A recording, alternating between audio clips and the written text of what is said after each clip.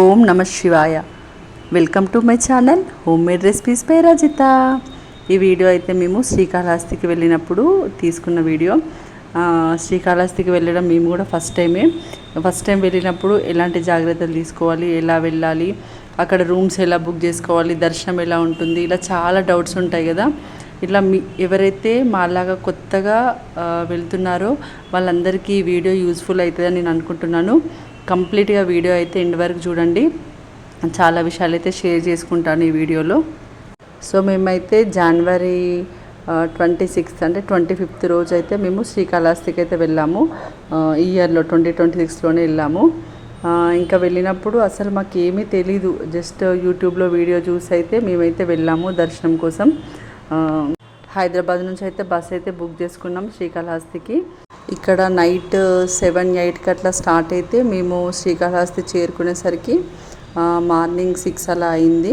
So ఇంకా అక్కడికి వెళ్ళగానే మాకు ఇంకా అక్కడ ఏం తెలీదు, అసలు టికెట్స్ ఎలా బుక్ చేసుకోవాలి అవి ఏమీ తెలీదు. ఇంకా అక్కడ అడిగితే ఆన్లైన్లో బుక్ చేసుకోవాలని చెప్పేసి అన్నారు. అక్కడ రూమ్స్ కోసం అయితే సెర్చ్ చేసాము, రూమ్స్ అయితే దొరకలేదు. ఇంకా మళ్ళీ అక్కడ ప్రైవేట్ రూమ్స్ ఉంటాయి కదా, హోటల్స్, ఇంకా అక్కడైతే ఒక రూమ్ అయితే తీసేసుకున్నాము.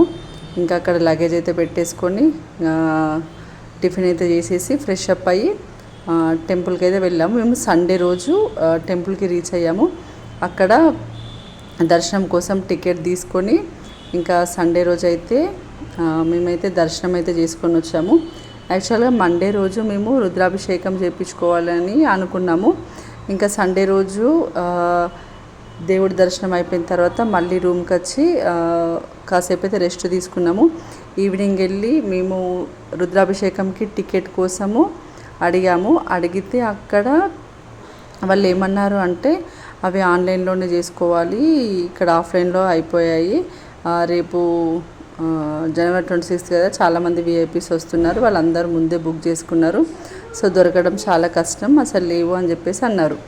ఇంకా అక్కడ చాలా ట్రై చేసాము కానీ అయినా కూడా అసలు దొరకలేదు.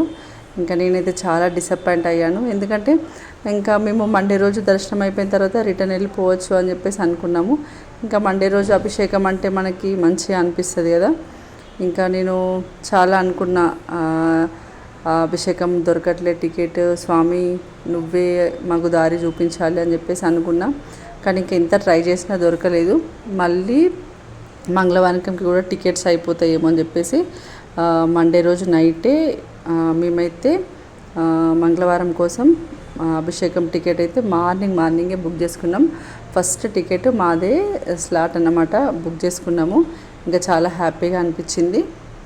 సోమవారం రోజు టికెట్ దొరకనందుకు ఎంత బాధపడ్డామో, మంగళవారం రోజు ఆ స్వామి దర్శనం భాగ్యం కలిగినందుకు చాలా అంటే చాలా హ్యాపీగా ఫీల్ అయ్యాము. అసలు ఎక్స్పెక్ట్ చేయని విధంగా మాకైతే దర్శనం అయితే జరిగింది. ఆ స్వామివారి నిజరూప దర్శనం, అమ్మవారు జ్ఞానప్రసూనాంబ అమ్మవారి అభిషేకం కన్నుల నిండా ఇంత పండగ అనిపించిందంటే అసలు 2 కళ్ళు జాలలేవు చూడడానికి. నా జన్మ ధన్యమైంది అనిపించింది. స్వామివారి అభిషేకము, అమ్మవారి అభిషేకం చూస్తుంటే అసలు ఎంత అంటే చాలా బాగా అనిపించింది. అసలు మాటల్లో చెప్పలేనంత ఆనందం అయితే ఉంది. ఇంకా అసలు అమ్మవారికి అభిషేకం చేస్తుంటే నా కళ్ళలో నుంచి వాటర్ వచ్చాయి, అంత బాగా అనిపించింది. ఎందుకంటే మనం నార్మల్ టైంలో వెళ్తే అమ్మవారికి మొత్తం అలంకరించి ఉంటారు కదా, అమ్మవారి నిజరూప దర్శనం మనం చూడలేకపోతాం. అభిషేకం టైంలో మాత్రమే మనం అమ్మవారిది కానీ శివయ్యది కానీ నిజరూప దర్శనం అయితే చూస్తాం కదా. ఇంకా మాకు ఆ అదృష్టంనైతే ఆ స్వామి ప్రసాదించిండు. అందుకే అంటారు కదా, మనం ఒకటి అనుకుంటే దేవుడు మన కోసం ఇంకొకటి మంచిది ప్లాన్ చేసి పెడతాడని. సో ఆ విధంగా మా కోసం అయితే మంచి దర్శనం అయితే స్వామి అయితే మాకు ఇచ్చాడు. ఇంకా మంగళవారం రోజు అయితే మేము దర్శనం చేసుకొని ప్రసాదాలు అయితే తీసుకొని ఇంకా ఇంటికైతే స్టార్ట్ అయ్యాము. సో చాలామందికి డౌట్ ఏంటంటే మనము అక్కడికి శ్రీకాళహస్తికి వెళ్ళగానే ఎక్కడ టికెట్స్ తీసుకోవాలి ఏంటి అని ఎవరికి చాలామందికి ఫస్ట్ టైం వెళ్తున్న వాళ్ళకి చాలా డౌట్స్ ఉంటాయి. ఇంకా మనము రైల్వే స్టేషన్ కానీ బస్ స్టేషన్లో కానీ దిగినప్పుడు వెంటనే అక్కడ మనం ఆటో అయితే తీసుకొని దగ్గరలోనే ఉంటుంది, రైల్వే స్టేషన్ నుంచి అయినా బస్ స్టేషన్ నుంచి అయినా టెంపుల్ అయితే మనకి దగ్గరలోనే ఉంటుంది. ఇంకా ఆటో వాళ్ళు మనకి చెప్తారు ఇలా అలా అని, కానీ ఎవ్వరి మాటలు నమ్మకండి. గేట్ నెంబర్ 4 దగ్గర అయితే దిగండి. మనం గేట్ నెంబర్ 4 దగ్గర రీచ్ అయితే మనకి అన్ని సౌకర్యాలు అయితే ఉంటాయండి. అక్కడ ఫ్రీ రూమ్స్ కూడా ఉంటాయి. అక్కడ వెళ్ళి మనం స్నానాలు చేయడానికి రూమ్స్ కూడా ఉంటాయండి. ఇంకా దేవస్థానం వాళ్ళ రూమ్స్ కూడా ఉంటాయి. మాకైతే ఫస్ట్ మేము ప్రైవేట్ రూమ్ బుక్ చేసుకున్నాము, దొరకలేదు. మళ్ళీ సండే రోజు నైట్ బుక్ చేసుకుంటే మాకు మండేకి రూమ్ దొరికింది. కైలాస్ సదన్ బ్లాక్ నెంబర్ 1లో అయితే రూమ్ దొరికింది. అవి కొత్తగా కన్స్ట్రక్షన్ చేశారంట. ఎంత బాగున్నాయో, చాలా అంటే చాలా నీట్గా ఉన్నాయి. ఇందాక మీరు చూసారు కదా రూమ్స్, అవే చాలా అంటే చాలా బాగున్నాయి. చాలా స్పేసియస్గా, మళ్ళీ గార్డెన్ కూడా చాలా బాగుంది.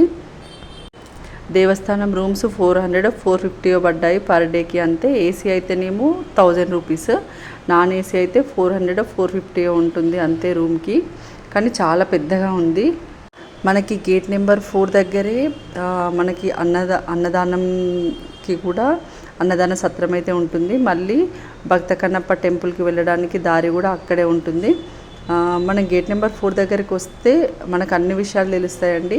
ఎవ్వరి మాటలు నమ్మకండి, డైరెక్ట్ వచ్చి గేట్ నెంబర్ 4 దగ్గర తెలుసుకుంటే మనకు అన్ని విషయాలు తెలుస్తాయి.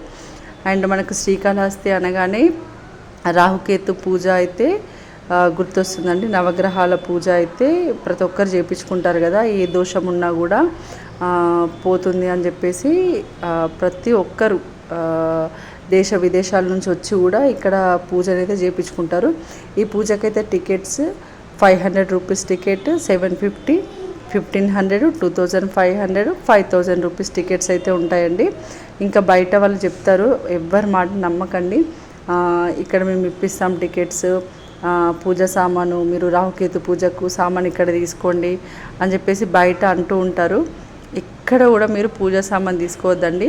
ఎందుకంటే మనకి పూజ జరిగే టైంలో వాళ్ళే, ఎవరైతే పండితులు ఉంటారో వాళ్ళే మనకి పూజ సామాగ్రి తీస్తారు. మనము ఆన్లైన్లో టికెట్ తీసుకున్న తర్వాత మనం ఆన్లైన్లో అయినా బుక్ చేసుకోవచ్చు, అక్కడ టికెట్ కౌంటర్లో అయినా అక్కడ మనకు టికెట్స్ ఈజీగానే దొరికేస్తాయి.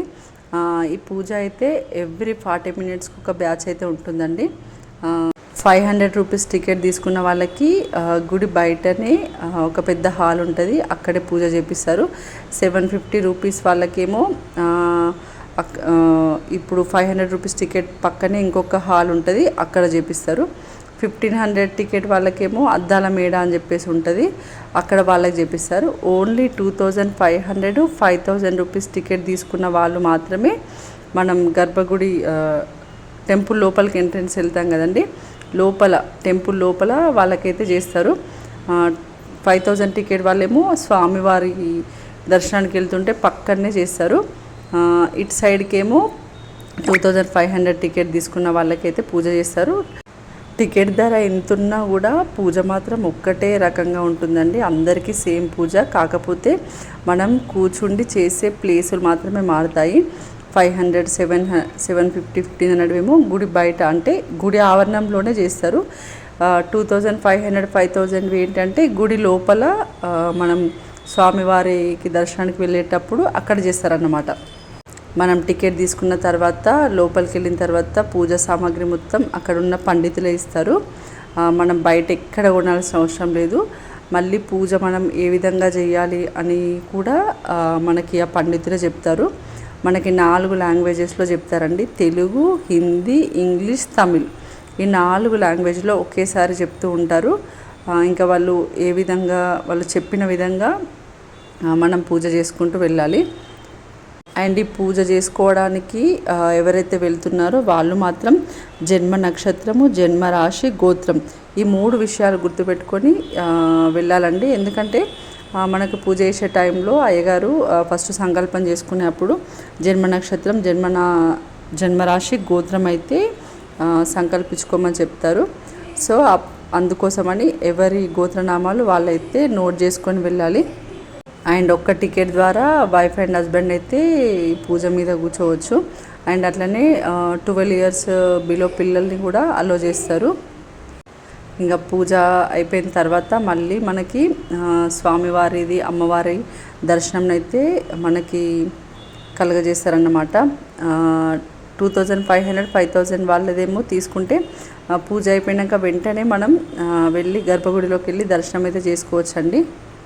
మళ్ళీ ఇక్కడ మనకి నిత్య అన్నదానం కూడా ప్రతిరోజు అన్నదానం అయితే పెడతారండి. మార్నింగ్ 11 నుంచి ఈవినింగ్ 4 వరకు అయితే అన్నదానం ఉంటుంది. మళ్ళీ నైట్ 6:30 అలా ఓపెన్ చేస్తారు, 8 వరకు క్లోజ్ చేస్తారు. ఈవినింగ్ ఏదైనా ఉప్మా కానీ ఏదైనా టిఫిన్స్ పెడుతూ ఉంటారు ఈవినింగ్ టైంలో. ఇంకా ఇక్కడ శ్రీకాళహస్తిలో స్పెషాలిటీ ఏంటి అంటే 4 వైపులా 4 దిక్కుల అంటే 4 వైపులా మనకి దేవుళ్ళు దర్శనమిస్తూ ఉంటారండి. మనకి తూర్పు వైపున జ్ఞానప్రసూనాంబ అమ్మవారు అయితే దర్శనమిస్తారు.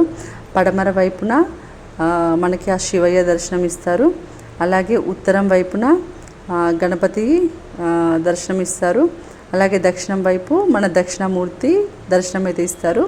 ఈ గుడి స్పెషాలిటీ ఇదేనండి. 4 దిక్కుల 4 దేవతలు అయితే మనకు దర్శనం అయితే ఇస్తూ ఉంటారండి. శ్రీకాళహస్తి అని పేరు ఎందుకు వచ్చింది అంటే, శ్రీ అంటే సాలెపురుగు, కాళ అంటే పాము, హస్తి అంటే ఏనుగు.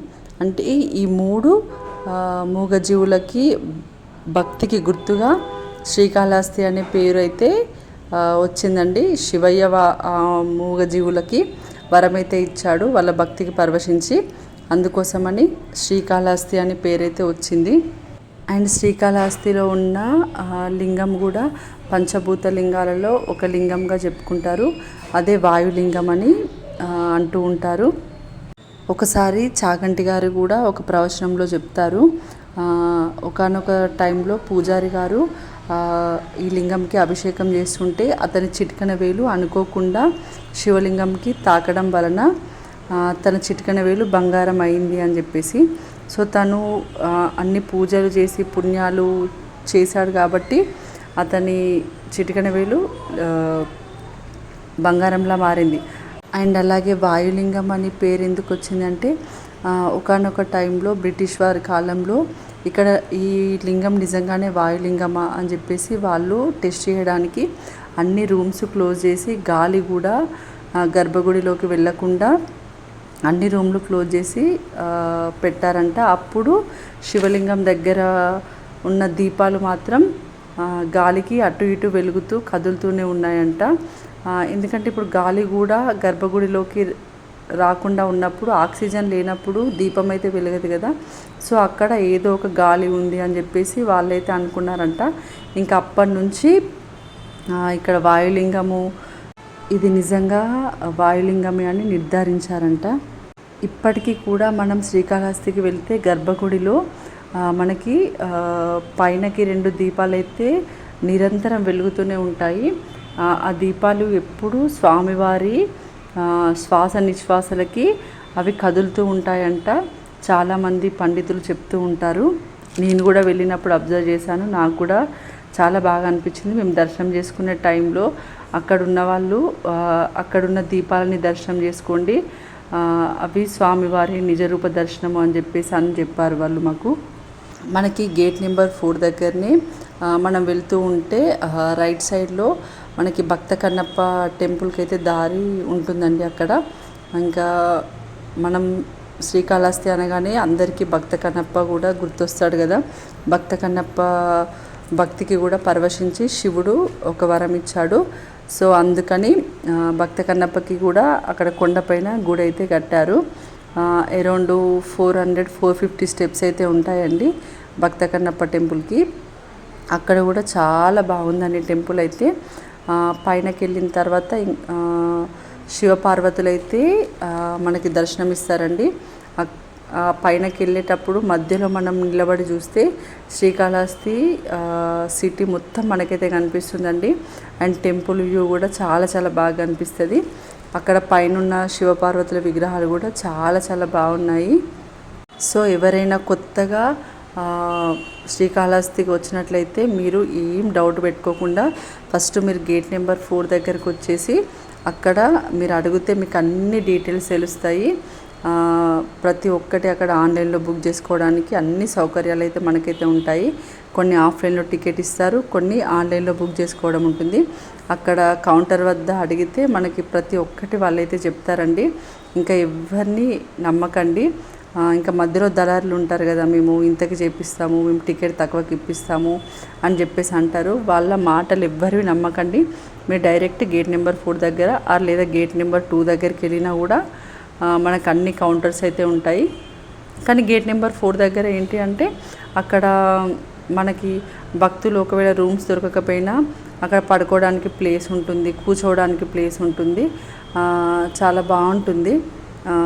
మీరైతే అక్కడికి వెళ్ళి అన్ని డీటెయిల్స్ అయితే తెలుసుకోండి. అండ్ శ్రీకాళహస్తికి వెళ్ళినప్పుడైతే మాకైతే చాలా చాలా అయితే అద్భుతాలు అయితే జరిగినట్టు అనిపించింది. ఎందుకంటే మనసు అయితే చాలా ప్రశాంతంగా అనిపించింది. అసలు 3 days మేము గుడి లోపలే అంటే గుడి దగ్గరే మొత్తం ఉన్నామండి. జస్ట్ పడుకోవడానికి మాత్రమే రూమ్కి వచ్చి రెస్ట్ తీసుకున్నాము. సండే, మండే, ట్యూస్డే నైట్ వరకు అంటే ఈవినింగ్ ఉండే మాకు బస్సు. ఈవినింగ్ 6 or 6:30కి ఉండే మాకు బస్సు. అప్పటి వరకు మేము అక్కడే ఉన్నాము. 6 వరకు మొత్తం మీ గుడి దగ్గర టెంపుల్ దగ్గరనే ఉన్నామండి. అసలు ఆ 3 daysని మేము మర్చిపోలేము మా జన్మలో. అంత మంచి ఫీలింగ్ అయితే అనిపించింది. నాకే అట్లా అనిపించింది అని అనుకున్నా. కాకపోతే మా హస్బెండ్ కూడా అన్నారు, అసలు శ్రీకాళహస్తిలో చాలా బాగా అనిపించింది కదా, అసలు ఎందుకో మన ఓన్ ఇల్లు లాగా అన్ని మెమొరీస్ ఏమేమో గుర్తొచ్చినట్టు అనిపించింది అని చెప్పేసి అనిపించింది. మీరు కూడా వెళ్ళినప్పుడు ఎవరైనా ఇట్లా ఫీల్ అయ్యారా? ఫీల్ అయితే కామెంట్ సెక్షన్లో చెప్పండి. మాకైతే రియల్గా అసలు మనసు ప్రశాంతంగా మనస్ఫూర్తిగా అసలు ఇప్పటికి కూడా మేము వెళ్ళిన రోజైతే మర్చిపోలేకపోతున్నాం. ఇంకా మీకు చెప్పాను కదా, సండే దర్శనం అయిపోయిన తర్వాత మండే మాకు టికెట్ దొరకలేదని. సో ఇంకా మండే ఫ్రెష్ అప్ అయిపోయి మేము టెంపుల్ దగ్గరికి అయితే వెళ్ళాము. ఇంకా ఆ రోజు దర్శనం చేసుకుందాం అనుకున్నాం. కాకపోతే ఆ రోజు రథసప్తమి కావడం వల్ల తిరుపతిలో దర్శనం చేసుకున్న వాళ్ళందరూ మళ్ళీ ఇక్కడ శ్రీకాళహస్తికి అయితే వచ్చారు. ఇంకా ఫుల్ రష్. ఇంకా రష్లో అసలు మళ్ళీ మేము లైన్లో నిలబడదామన్నా కూడా మాకైతే ఇంకా దర్శనం దొరకదు అని చెప్పేసి మేము ఇంకా టెంపుల్లోనే కూర్చునిపోయాము. ఇంకా అక్కడ ఉన్న పాతాల గణపతి ఉంటుందని చెప్పాను కదా ఉత్తరం వైపు మనకి. అక్కడ గేట్ నెంబర్ 3 దగ్గర మనకి ఆ వినాయక టెంపుల్ అయితే ఉంటుంది. పాతాల వినాయకుడిని అయితే దర్శనం చేసుకున్నాము. తర్వాత అదే రోజు భక్త కన్నప్ప టెంపుల్ కూడా దర్శనం చేసుకొని వచ్చేసినాము. అసలు మేము శ్రీకాళహస్తికి వెళ్ళినప్పుడు ఫస్ట్ డే సండే రోజు మాకు అన్నదానం అక్కడ ఏ టైంకి పెడతారని తెలియలేదు. ఆ రోజు ఒక్కరోజు మాత్రం మేము బయట తిన్నామండి. ఇంకా మిగతా 3 days అంటే ఇంటికి వచ్చేంత వరకు మాకైతే అసలు ఫుడ్కి ఎలాంటి లోటు లేకుండా దేవుడైతే మాకు అన్నదానం ప్రసాదించాడు. ఇంకా అసలు లాస్ట్లో ఏం జరిగిందంటే ట్యూస్డే రోజు ఈవినింగ్ 6:30కే మాకు బస్సు ఉండే రిటర్న్లో. ఇంకా అన్నదానం కోసం వెళ్తే మళ్ళీ లేట్ అయిపోతుంది అని చెప్పేసి మేము వెళ్తూ స్టార్ట్ అయినాము. డ్రైవర్ కాల్ చేసి 1/2 hour లేట్ అవుతుంది బస్సు, మీరు కొంచెం లేట్గా బయలుదేరండి అని చెప్పారు. ఇంకా అది స్వామి మాయనో ఏంటో తెలియదు కానీ ఇంకా మేమైతే వెళ్ళేసి అక్కడ అన్నదానం దగ్గర అల్పాహారం ఉప్మా అయితే పెట్టేశారు. ఇంకా కడుపు నిండా భోజనం చేసేసాము మధ్యలో ఎక్కడ ఆగకుండా. అంతా స్వామివారి లీలలు అనిపించింది. అందుకే అంటారు కదా శివలీలలని. ఇలా స్వామివారు అయితే మాకైతే మంచి దర్శనం అయితే ఇచ్చాడండి. అంతా స్వామి దయ. ఓం నమః శివాయ. And thank you for watching this video. Please subscribe my channel.